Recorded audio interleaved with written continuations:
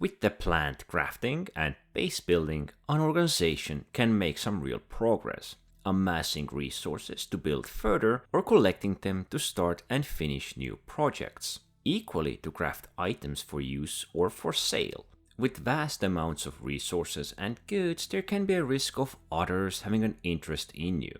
Those who do not follow the rule of the law and would rather take what you have. May they be stalking you or plain out assaulting.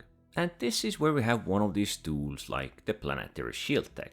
In lawful systems, this will be offered to everyone. It will have a price just like insurance, but you are paying for peace of mind. In these lawful systems, there will also be high, medium and low security areas. These areas also describe the emergency response time, and obviously the high security areas will have faster responders. Locations will be overseen by local security forces, which can escalate over time to an overwhelming force, yet you will still need to hold out a little while before it gets to that point. These are some of the benefits that help you in lawful systems. But there are also comma rays, which can be knocked out, which will keep the security in the area offline. These will be highlighted on the star map. Equally, a mission will be created to restart the comma ray. This will probably be the best route to take if you plan something unlawful, as this will keep you from getting the crime stat and being sent to prison. This feature has actually been in game for a couple of years. You just need a hacking tool, go to one of the planets, find the orbiting station, the comms array station, and then use your hacking tool to disable it.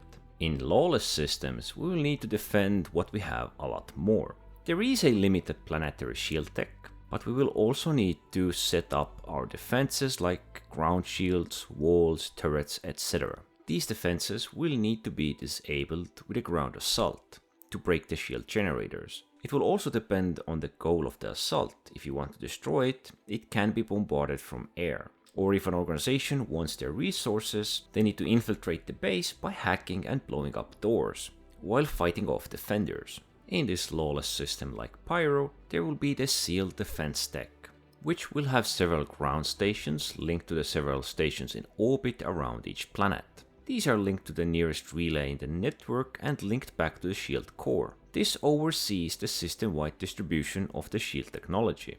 A faction can earn shield tokens working on any part of the network, which can be used to buy shield coverage. But with competition, this can be limited and can result in station warfare, where organizations can take control of these stations, these structures, to gain access to the shield tech.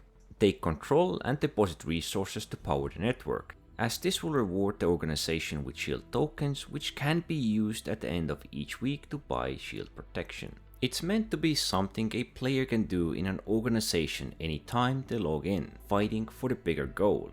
Not everything regarding this is set in stone and will probably get some changes, but it does give initiative to bigger organizations or crews to take action and actually contribute for a bigger goal. It is very likely that most bases built in Pyro will not have this type of protection and are up for grabs. I am pretty certain other big organizations which have enough active players might not even be worried about this thing, since if they have the numbers they can cover their base very well, they can cover their shields.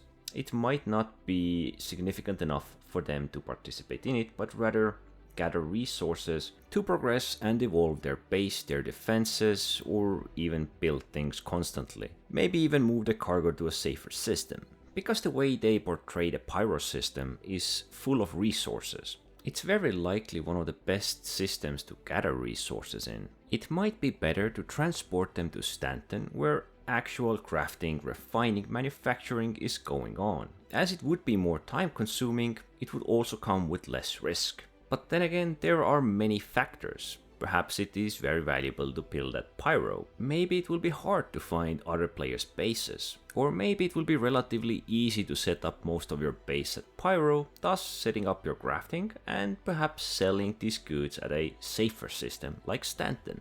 A lot of things regarding this can change. They often do state the one thing, but eventually will need to change it for one reason or another. It's not set in stone and even player feedback can change it. But I've been going on for long enough. Anyway, don't forget to like, subscribe, and thanks for watching.